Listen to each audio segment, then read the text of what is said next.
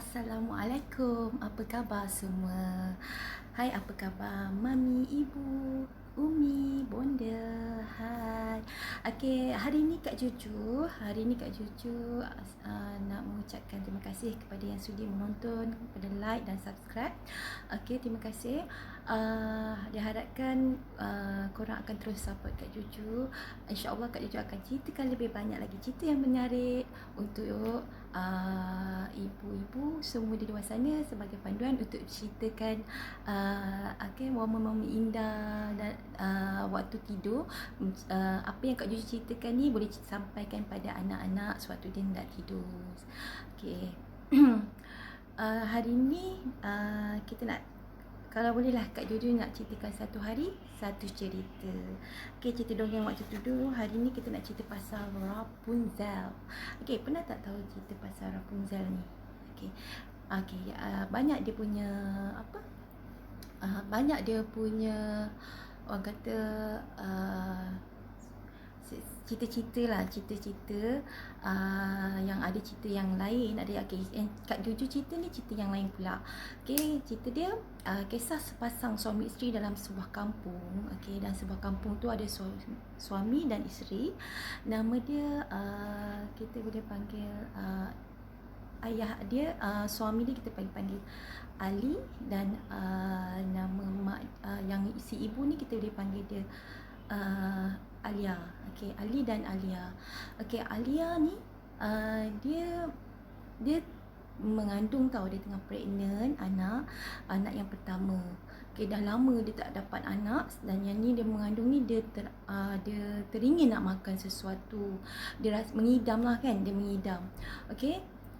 Bila dia mengidam tu, dekat rumah si Alia ni, dia berjiran dengan satu lagi rumah lah berdepan.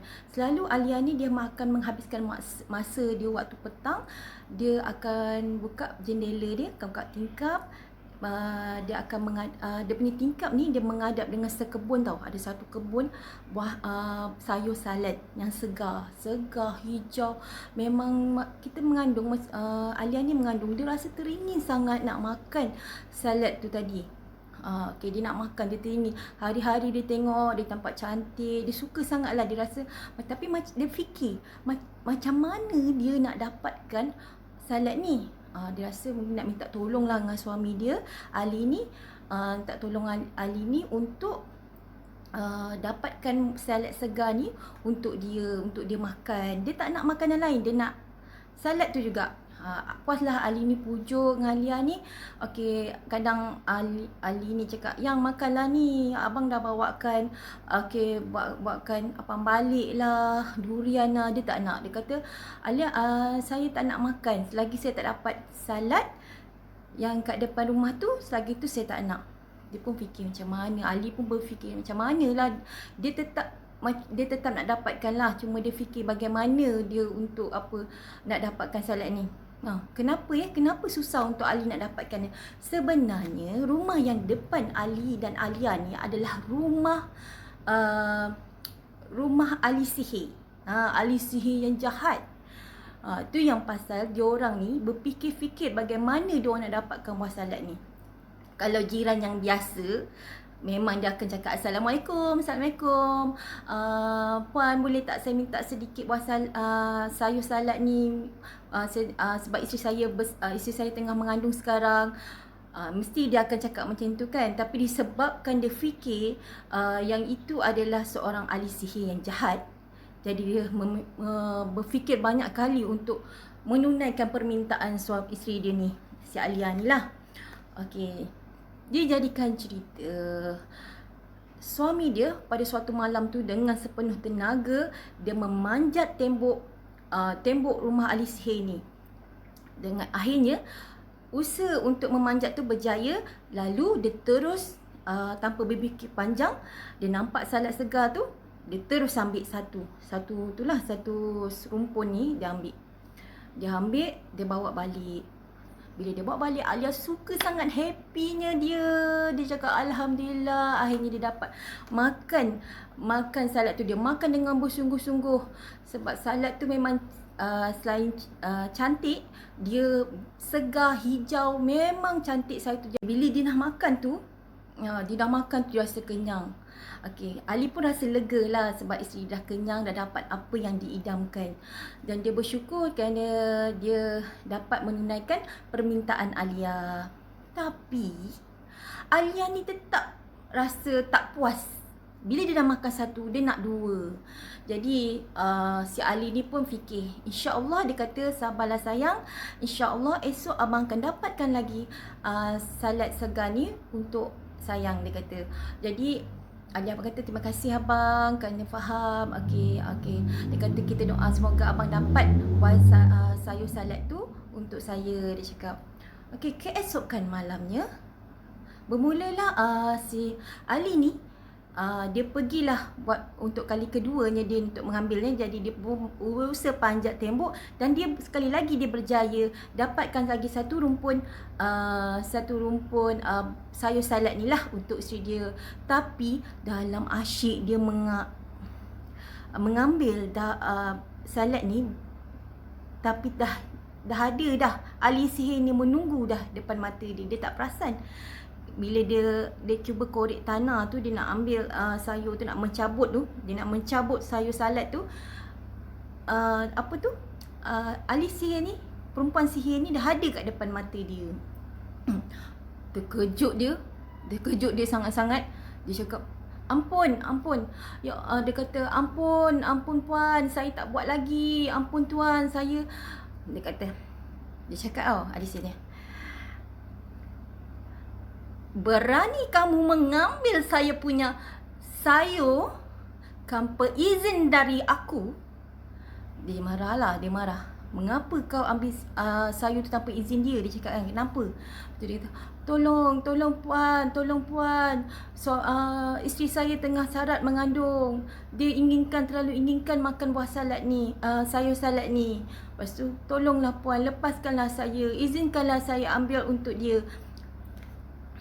Tidak, dia cakap. Tidak. Kamu patut dihukum. Tolonglah, janganlah hukum saya. Kesiankanlah saya, kesiankanlah anak saya yang bakal lahir tu. Tolonglah. Janganlah buat macam ni. Saya minta maaf, saya janji tak akan buat lagi. Lepas tu, ahli sini, boleh, dia cakap. Boleh. Tapi, dengan satu syarat. Sekiranya anak kamu lahir nanti, kamu harus beri pada aku, dia cakap. Ahli sihir tu bercakap macam tu lah. Denganlah, dia kata, okey, baiklah.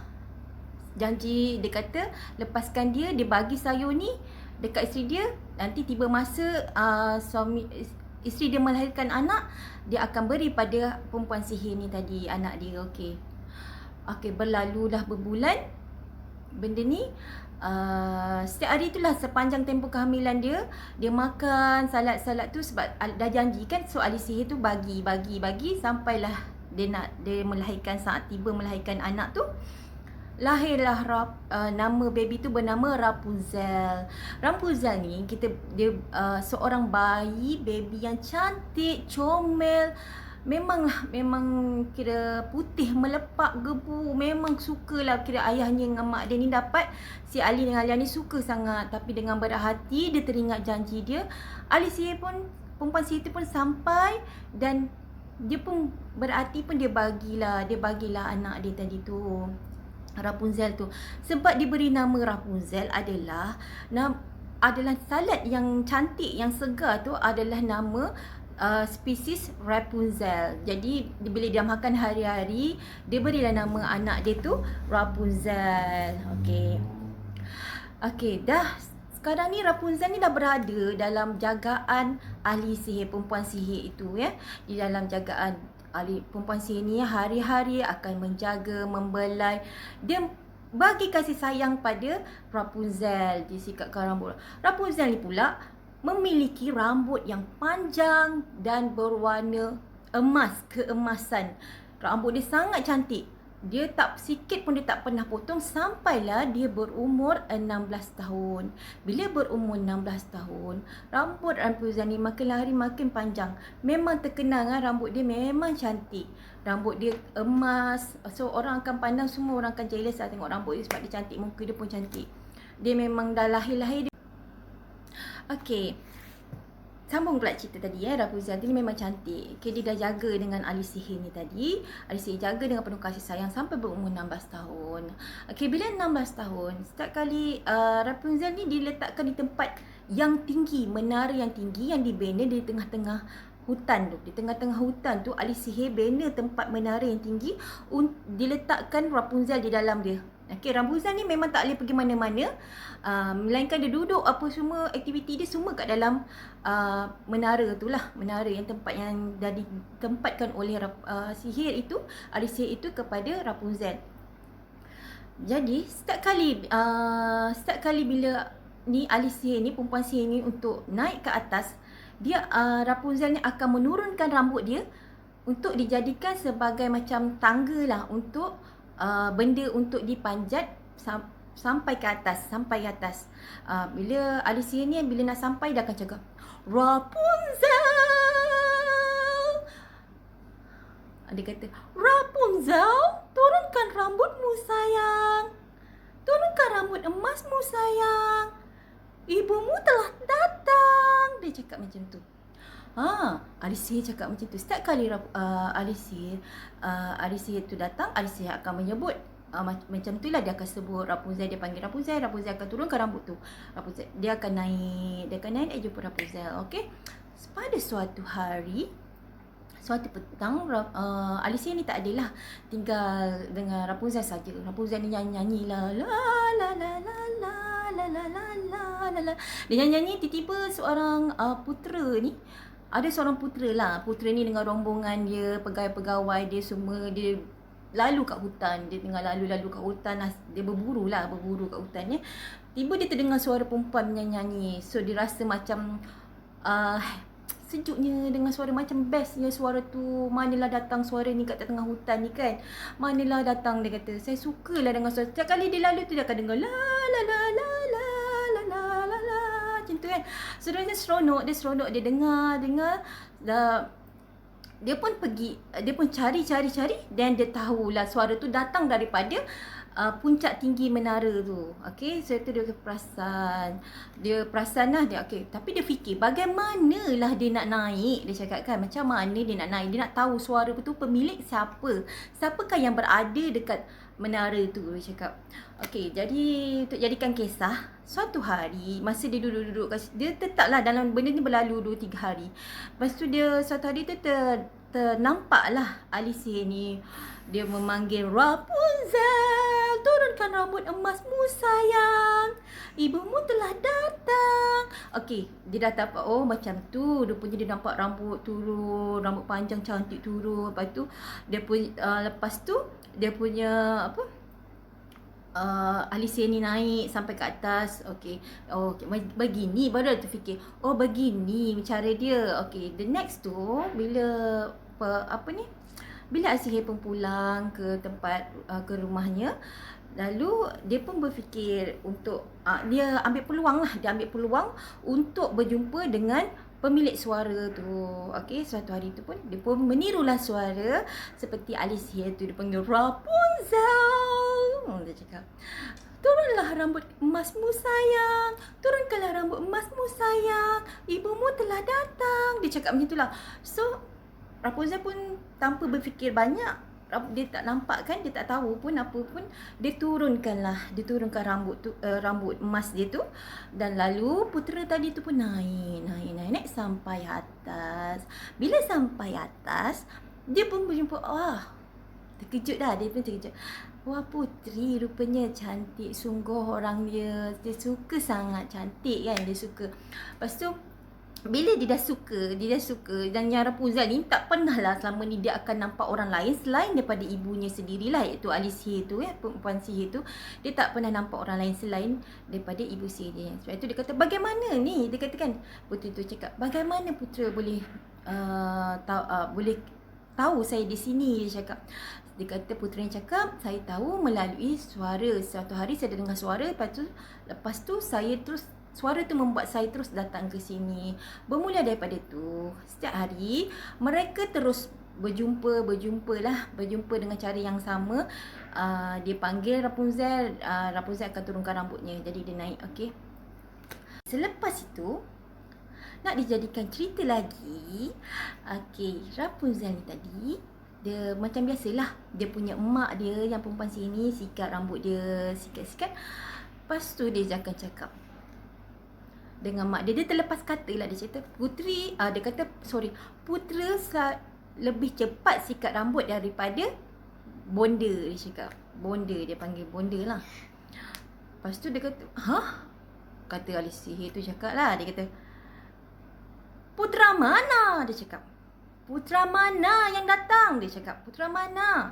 Lepas tu dia cakap, oh bonda, dia cakap, anak dia minta maaf, tak ada, sebenarnya tak ada, anak dia terlepas kata. Dia cakap, terlajak kata tak boleh nak diundur ya. Terlajak kata dah tak boleh nak diundur. Dia masih tak peka lagi dan dia masih dengar apa yang dibisikkan, apa yang dikata oleh puteri tersebut, puteri Rapunzel ni Bila dah terdengar Rapunzel cakap itu, dia jadi macam tak tentu arah. So dia siasat-siasat, dia ingat satu hari dia nak siasat. Jadi dia ambil keputusan, dia potonglah rambut Rapunzel. Dia dah geram sangat kan. Dia kata, kamu khianati aku. Aku tak suka orang mengkhianati aku. Aku tidak mempercayai kamu lagi. Jadi dia potonglah rambut Rapunzel, pun menjerit-jerit suka hati dan dia nangis. Maafkan Ananda, bonda. Maafkan Ananda tak akan balik lagi. Tapi rambut dia dah dipotong. Bila rambut dia dah dipotong, dia letakkan Rapunzel ni dekat kawasan pergurungan. Kawasan gurun, tempat padang pasir. Macam itulah. Dia letakkan Rapunzel di situ. Bila Rapunzel dah di situ, dia pun memulakan penyiasatan lah. Yang dia nak tahu putera mana yang selama ni mengganggu Rapunzel, yang bercinta dengan Rapunzel ni. Jadi dia tak rasa macam tak puas hati selagi tak berjumpa dengan putera tersebut. Suatu hari putera tu pun datang. Dia pun panggil Rapunzel, apa semua. Lepas tu Rapunzel, ahli sihir ni turunkanlah rambut Rapunzel yang lebih yang dia potong tu kan. Dia turunkan. Jadi putera tu pun naik. Tanpa Syakwa sangka, putera tu pun naik sampai ke atas. Dia fikir ni Rapunzel ni turunkan rambut. Dia tak fikir pun pasal ahli sihir ni yang dah tahulah hubungan antara putera ni tadi dengan Rapunzel. Jadi dia tak tahu yang turunkan rambut tu adalah ahli sihir. Bila ahli sihir dah turunkan, dan jadi dia pun nampak lah, bila dah sampai kat jendela tu, putera ni nampak, dia terkejut yang turunkan rambut tu adalah sihir. Ahli sihir ni pun sakit hati sangat, dia tolaklah jatuh putera tersebut. Putera pun jatuhlah sampailah ke nasib ke tanah, tapi tak sampailah tanah sangat sebab kawasan menara tu, di bawah tu dia ada macam rumput-rumput lalang, rumput tebal-tebal lah, benda pokok-pokok yang kecil-kecil. Jadi dia jatuh atas tu. Bila dia jatuh atas tu, dia terselamat. Jadi putera tak matilah, dia tak mati. Jadi mata dia saja yang buta disebabkan tercocok ranting-ranting yang kecil-kecil tu. Masa dia jatuh tu, ranting kecil-kecil tu masuk dekat mata, kedua mata dia telah buta. Okey, dah tak kisahlah pasal ahli sini ingat dia dah mati lah kan. So putera ni pun survive hidup dia. Dia pun berjalan mencari Rapunzel. Dia makan dengan apa saja yang dijumpa dekat hutan untuk mengalas perutnya. Dia makan buah-buahan, dia jalan dengan kuda dia jalan. Perjalanan ni berakhir sampai ke gurun. Bila tiba sampai ke gurun tu, dia terdengar suara orang la la la la la la la la la. Okey, suara tu dia dapat cam. Okey, dia kata, di isi hati dia cakap, tu suara kekasihku Rapunzel. Dia cakap, adakah betul yang aku dengar tu suara Rapunzel, kekasih aku? betul ke Rapunzel ada di sini? Dia cakap. Dia tak nampak dah, dia tak nampak. Dia cuma dengar suara. Jadi dia melalui suara tu dia menjejak sampailah lepas tu dia pun sampai ke dekat dengan Rapunzel. So Rapunzel pun terkejut, dia tak sangka putera dia dah tak boleh nampak apa-apa dan dia orang pun saling berpelukan. Dia kata saling berpelukan. Lepas tu dia say, Rapunzel pun sedih sangat. Dia cakap, dia kata, apa dah jadi ni putera? Kenapa jadi putera jadi macam ni? Dia cakap. Lepas tu putera cakap, tak apalah, yang penting awak selamat. Saya selamat, dia cakap kan.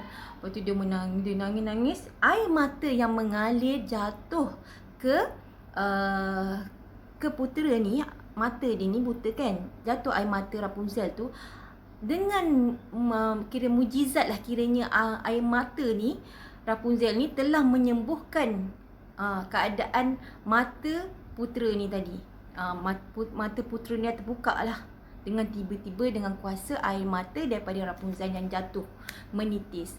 Masa dia orang jumpa tu, dia peluk. Lepas tu keadaan dia kiranya putera tu diriba oleh Rapunzel. Rapunzel tu menangis, air mata jatuh terus ke mata putera.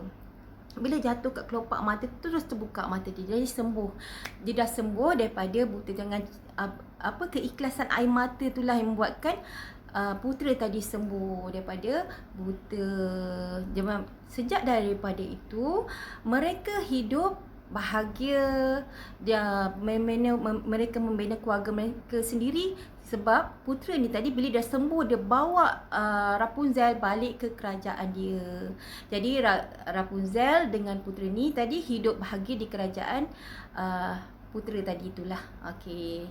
Macam itulah kisah keikhlasan cinta Keikhlasan cinta dia membuatkan penyakit buta tadi tu hilang. Sebab Rapunzel betul-betul menyintai putera tersebut. Alhamdulillah, selesai sudah cerita kita hari ini. Diharapkan semuanya akan terhibur dengan cerita saya. InsyaAllah saya akan kembali dengan cerita yang lebih menarik lagi, cerita lebih variasi lagi. Okey, sekarang ni kat tangan saya ada cerita dongeng. Okey, dongeng waktu tidur untuk anakku. Ini saya beli dekat Popular. Dia daripada Educate, cerita pemenang anugerah buku negara National Book Award. Buku kanak-kanak terbaik ni. Boleh dibacakan untuk anak-anak kita sebelum dia orang tidur. Okey, selain kita baca doa, lepas tu kita boleh baca buku-buku ni, cerita-cerita yang ada dalam buku ni. Okey, semua ini buku cerita ni boleh jadikan tauladan, pengajaran dan hiburan ya. Ini hiburan lah untuk anak-anak, rasa macam happy. Okey. Alhamdulillah, terima kasih banyak kepada yang menonton. Saya ucapkan kepada semua yang menonton, semoga dimurahkan rezeki, dipermudahkan urusan, dihilangkan segala kesedihan dan kesusahan. Amin amin rabbal alamin. Alhamdulillah. Terima kasih banyak kerana support saya. Bye. Assalamualaikum.